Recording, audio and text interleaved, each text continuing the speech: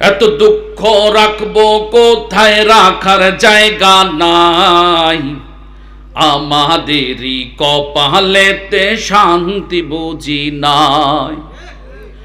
সমাজেতে অসঙ্গতি বলবো কত আর, গায়ের জোরে বিচার পতির ঘুষেরই কারবার।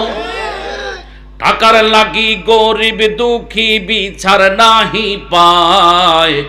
আমাদেরই কপালেতে শান্তি বুঝি নাই।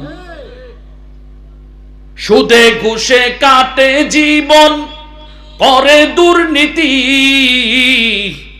এমন লোক মসজিদের যদি হয় রে সভাপতি।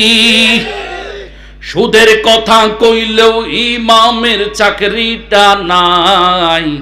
আমাদেরই কপালেতে শান্তি বুঝি নাই। আমাদেরই কপালেতে শান্তি বুঝি নাই। বড় ছোট নাই বেদা ভেদ, কোথায় মান সম্মান। বাপের সমান মুরব্বিকে করছে অপমান।